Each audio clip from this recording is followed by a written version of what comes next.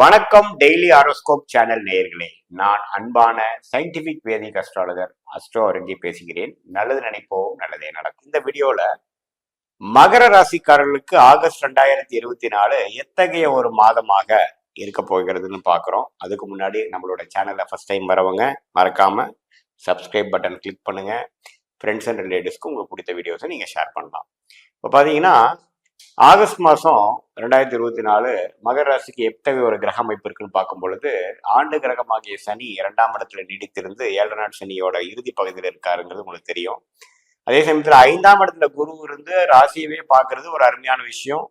3ஆம் இடத்துல ராகு இருக்கார், 9ஆம் இடத்துல கேது நீடித்திருக்கிறார். எத்தகைய ஒரு மாற்றமும் ஆண்டு கிரக பெயர்ச்சி ஆகஸ்ட் மாதம் கிடையாது. அதே மாதிரி மாத கிரகத்தோட பயிற்சி பார்க்கும் பொழுது சூரியன் பார்த்தீங்கன்னா ஆகஸ்ட் 17ஆம் தேதி 7ஆம் இடத்திலிருந்து 8ஆம் இடம் அஷ்டமத்துல சூரியன் அஷ்டமாதிபதி வீட்டுக்கே அவரோட ஓன் வீட்டுக்கே போய் ஆட்சி பெறுகிறார். அந்த ஒரு அமைப்பு இருக்கு நம்ம பார்க்கணும். அதே சமயத்துல புதன் 8ல மறைஞ்ச புதன் 7ஆம் இடத்துக்கும், செவ்வாய் பார்த்தீங்கன்னா 5ஆம் இடத்துல செவ்வாய் 6ஆம் இடத்துக்கும் மாத இறுதியில மாறுறாங்க. அதே சமயத்துல ராஜயோகாதிபதி சுக்கிரன் பார்த்தீங்கன்னா 8ல மறைஞ்ச சுக்கிரன் 9ஆம் இடத்துல நீச்சமா பெற்றாலும் குருவின் பார்வை பெற்று நீச்சபங்கம் பெற்று கேதுவோட சேர்றார். இது எல்லாமே ஒரு நல்ல ஒரு மாற்றத்தை கொடுக்கக்கூடிய அமைப்பு தான். ஸோ முதல் ஹாஃப்ல வந்து ஒரு ஃபர்ஸ்ட் 15 டேஸ் 16 டேஸ் எந்த ஒரு மாற்றம் இல்லாமல் செகண்ட் ஹாஃப்ல தான் வந்து கிரகங்கள் அதிகமாக மாறுகிறது. இதுல பாத்தீங்கன்னா அந்த செவ்வாய் குருவோட சேர்ந்து 11ஆம் வீட்டை பார்க்கும்போது பாத்தீங்கன்னா சில லாபங்கள் பெறக்கூடிய அமைப்பு இருக்கு. இது வரைக்கும் பண்ணக்கூடிய முதலீட்டுல லாபங்கள் பெறுகிறது, வீட்டுல ஒரு சுப விஷயங்கள் நடக்கிறதுங்கிற மாதிரி சில விஷயங்கள். ஏன்னா 11ஆம் வீட்டதிபதி லாபஸ்தானாதிபதி குருவோட சேர்ந்து 11ஆம் வீட்டையை பார்ப்பது பாத்தீங்கன்னா ஒரு அருமையான ஒரு விஷயம் தான். ஸோ நமக்கு சில விஷயங்கள் இது வரைக்கும் இன்வெஸ்ட் பண்ணவங்க தொழிலதிபர்கள் இன்வெஸ்டர்ஸ்லாம் பார்த்தீங்கன்னா இடத்துல கன்ஸ்ட்ரக்ஷன் ஆன ஒரு வீட்டில் ஒரு மெடிக்கல் விஷயத்துல ஒரு கேட்டரிங் துறையில இது மாதிரி ஒரு ஒரு ஒரு இண்டஸ்ட்ரியில முதலீடு பண்ணவங்களுக்கு ஒரு நல்ல ஒரு ரிட்டர்ன்ஸ் கிடைக்கக்கூடிய ஒரு மாதமாக இருக்கக்கூடிய மாதமாக இருக்கிறது. அதே சமயத்துல பாத்தீங்கன்னா இந்த சூரியன் வந்து 8ஆம் இடத்துல போறது பாத்தீங்கன்னா ஒரு எதிர்பாராத ஒரு பண வரவு, அன்ஏர்ன்டு இன்கம் என்று சொல்லப்படுகிறது, உயில் மூலமா வருது, அரச லாபம், பென்ஷன், அது மாதிரி சில விஷயங்கள் வந்து நமக்கு கிடைக்கக்கூடிய அமைப்புகள் வரக்கூடிய அமைப்புகள் உண்டு.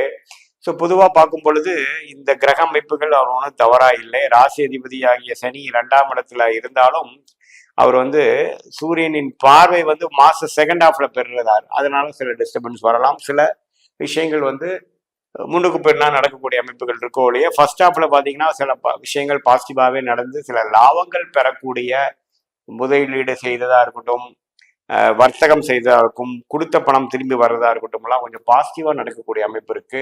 அதே சமயத்துல 3ஆம் இடத்துல ராகு இருக்கிறது ஒன்றும் பெரிய ஒரு தவறுகள் இல்லை.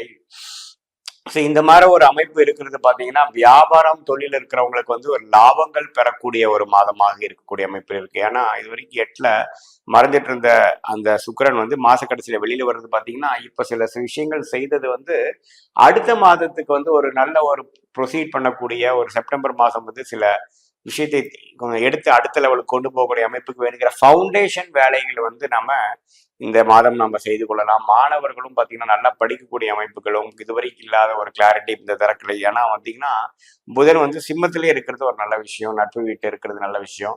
ஸோ அது மாதிரி ஒரு அமைப்பு கிடைக்குதுங்க. அதே சமயத்துல குரு 5ஆம் இடத்துல இருப்பது குழந்தைகள்னால ஒரு நற்செய்தி, நட்பெண்மை. அதே சமயத்துல 11ஆம் வீட்டை பார்ப்பதனால் குழந்தைகளால ஒரு நல்ல ஒரு ரெகக்னிஷன், நமக்கு ஒரு நல்ல பேரு, ஒரு இடத்துல அவங்க வந்து நம்ம சேர்த்து நினைக்கக்கூடிய காலேஜில் போய் சேர்த்திட்டோங்கிற ஒரு மன நிறைவு, அவங்களுக்கு வேலை கிடைச்சிச்சுங்கிற விஷயங்கள், சுப விஷயங்கள், அதாவது கல்யாணம் நடக்கலையே அப்படின்னு நினைக்கிறவங்களுக்கு வந்து ஒரு நல்ல ஒரு குடும்பம் அமைச்சு ஒரு ஃபேமிலி, அதாவது மேரேஜ் டேட் நம்ம ஃபிக்ஸ் பண்றது, ஒரு ஒரு வரனை அமைச்சு கொடுக்கறது, அது மாதிரி ஒரு பாசிட்டிவான சில விஷயங்கள்லாம் வந்து இந்த குரு செவ்வாய் சேர்ந்து மற்ற கிரகத்தோட சப்போர்ட்டிங் ஃபேக்டர்லாம் பார்த்து இருக்கிறது மகர ராசிக்கு ஒரு நல்ல பலனை கொடுக்கும்.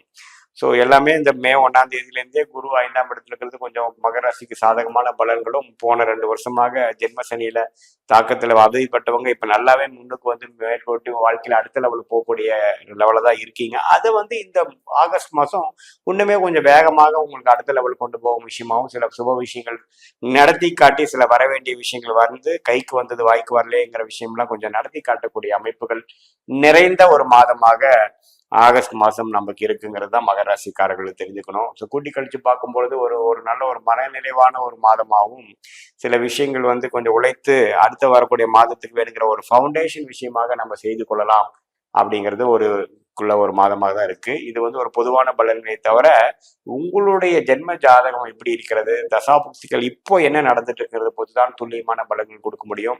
தசாபுக்திகள் சிறப்பாக சொல்லும் பொழுது நான் சொன்ன சாதகமான பலன்கள் தூக்கலாகவும், தசாபுக்திகள் சுமாரா போகும் பொழுது நான் சொன்ன சாதகமான பலன்கள் சில குறைவாகவும் நம்ம நடக்குங்கிறத நம்ம தெரிஞ்சுக்கலாம். இதனால உங்களுடைய ஜென்ம ஜாதகம் பார்க்கும் பொழுதுதான் துல்லியமான பலன் புரியும். இது ஒரு பொதுவான பலன்கள்ங்கிறது நேயர்கள் தெரிஞ்சுக்கணும். மீண்டும் மற்றொரு காணொலியில் சந்திப்போம். நன்றி, வணக்கம்.